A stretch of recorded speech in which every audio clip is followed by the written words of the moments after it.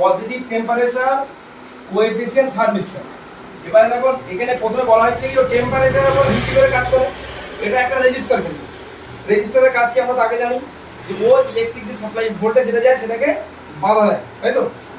এবারে ওর আগের গঠন পদ্ধতি বলে দিয়েছি, ওয়্যার অনুযায়ী আরো আমরা এসএম পদ্ধতি। এখানে এটাও একটা রেজিস্টার।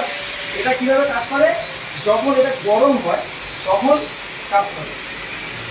এবারে গরমের উপর ভিত্তি করে একটু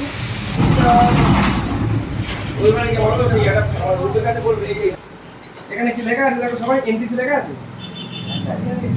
লেখা আছে কিভাবে কাজ করে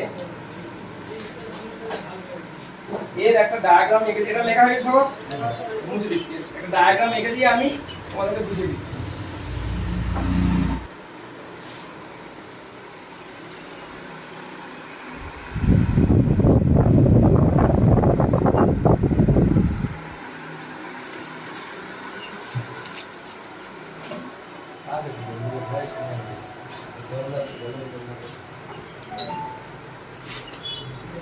এখানে লাগানো আছে ফিউজ,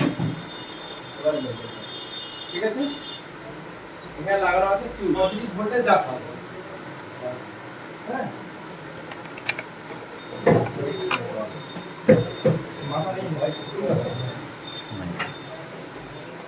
এখান থেকে পজিটিভ ভোল্টেজ যাচ্ছে। এখানে ক্যাপাসিটর কি করে ভোল্টেজকে ফিল্টার করে, আগে বলেছি আমি, ভোল্টেজ ফিল্টার করছে। এবার এখানে যে পজিটিভ ভোল্টেজ যাচ্ছে, এখানে যে আমাদের সার্কিটটা আছে, এদিকে যে সার্কিট আছে, তার আগে আমি একটা এনটিসি, এখানে সার্কিট আছে, ঠিক আছে। আমি একটা এনটিসি লাগিয়ে দিলাম, এই এনটিসি লাগানো। এই এনটিসিটা করে এনটিসি এখানে দেখো, এবারে দেখো এনটিসি নেগেটিভ, মানে যখন আমার ভোল্টেজ বাড়বে এর রেজিস্ট্যান্স ক্ষমতা কমবে, যখন গরম হবে ওর রেজিস্ট্যান্স ক্ষমতা কমবে, নেগেটিভ কাজ করে। রেজিস্ট্যান্স ভ্যালু বাড়া, তোমার রেজিস্ট্যান্স যখন বাড়বে তখন আমার রেজিস্ট্যান্স যখন বাড়ছে তখন ভোল্টেজ কি হচ্ছে, যখন বাধা বেশি হচ্ছে, বাধা বেশি হচ্ছে।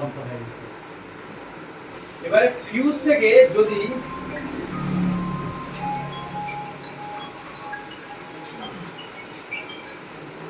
থেকে যদি ভোল্টেজটা ডাইরেক্ট সাপ্লাই করি, এখানে যদি হুট করে ডাইরেক্ট সাপ্লাই ভোল্টেজটা এদিকে ঢোকে, তাহলে কিন্তু আমার এই যে এদিকে সার্কিটটা আছে এখানে সমস্যা হতে পারে। তখন কি করে ভোল্টেজটা আস্তে আস্তে যাবে, দিয়ে গরম করবে, রেজিস্ট্যান্স ক্ষমতা যখন ভোল্টেজ বাড়ছে রেজিস্ট্যান্স ক্ষমতা কমছে। তাহলে যখন ভোল্টেজ যখন ঠান্ডা আছে এর রেজিস্ট্যান্স ভ্যালু হাই হয়ে আছে, মানে পুরোপুরি বাধা দিচ্ছে, ঠিক আছে। যখন ভোল্টেজটা পাচ্ছে তখন ও কিছু হালকা, কিন্তু যখন একটা জায়গা দিয়ে কারেন্ট ইলেকট্রন ফ্লো হয় তখন কিন্তু সেই ইলেকট্রনটা যখন ফ্লো হয় সেটা গরম হয়, সার্কিটটা গরম হচ্ছে। এবার যখন গরম হচ্ছে এদিকে ভোল্টেজ হাই হচ্ছে, এটা ভোল্টেজ হাই হচ্ছে, এদিকে যেটা রেজিস্ট্যান্স ক্ষমতা ওম এটা লো হচ্ছে। লো হওয়া মানে কি, ব্লকেজটা খুলছে। যখন এটা ভালো করে জিনিসটা পড়ছে, মাথা ভালো করে আসবে, যখন এটা খুব ঠান্ডা আছে রেজিস্ট্যান্স ভ্যালু কম, মানে তখন রাস্তাটা পুরো ক্লিয়ার। রেজিস্ট্যান্স ভ্যালু কম মানে রাস্তা ক্লিয়ার। আমার এইটা জায়গা এটা একটা রাস্তা, আমি যদি এই রাস্তাটা এরকম সংকীর্ণ করে দিই, এই দিক থেকে সংকীর্ণ করে দিই, বা পুরোপুরি বন্ধ, যখন ঠান্ডা আছে পুরোপুরি বন্ধ, যখন এটা গরম হচ্ছে তখন আস্তে আস্তে রাস্তাটা বাড়াচ্ছে, আবার আরো গরম হয়ে গেল রাস্তাটা আরো বাড়াবে, আরো বাড়াবে। যত গরম হচ্ছে রাস্তাটা ব্লকটা ছাড়ছে। টেম্পারেচার যখন বাড়ছে রেজিস্ট্যান্স কমছে, রেজিস্ট্যান্স কম মানে কি পুরো রাস্তাটা ছেড়ে দিচ্ছে।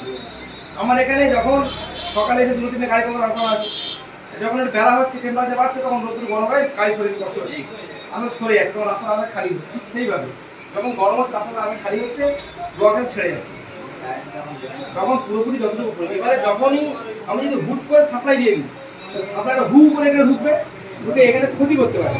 সেই জন্য ফিউজ থেকে গিয়ে ক্যাপাসিটার হয়ে যখন যাচ্ছে এনটিসিতে পার হয়ে, তখন এখানে এনটিসি গরম হচ্ছে, এবার তো ভোল্টেজ একটা ফোর্সে আসছে, এখানে বাধা হচ্ছে, গরম হচ্ছে। যখন গরম হচ্ছে এরকম আস্তে আস্তে সাপ্লাইটা পাস করছে, দিয়ে এবার সার্কিটটাকে স্মুথলি কাজ করছে। এটাই হচ্ছে এনটিসি এইভাবে কাজ করে। এবার যদি বাইরে যদি এই ফিউজটা কেটে গেল, ভোল্টেজ হিউ করে সাপ্লাই হলো, এনটিসি নিচে ফেটে গেল, নিচে পুড়ে গেল, পুড়ে গিয়ে এদিকে সার্কিটটাকে আরো তখন ভোল্টেজ সাপ্লাইটা অফ করে দেবো, এদিকে সার্কিটটা ভালো থাকে, এনটিসি পুড়ে গেল।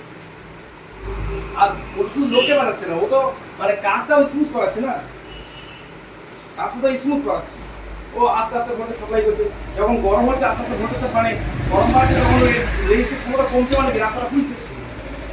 রেজিস্ট্যান্স ক্ষমতা যখন কমছে রাস্তাটা খুলছে, তখন সাপ্লাইটা আসলে দিয়ে এদিকে ভোল্টেজটা ঠিকঠাক কাজ করছে। এর কাজ হচ্ছে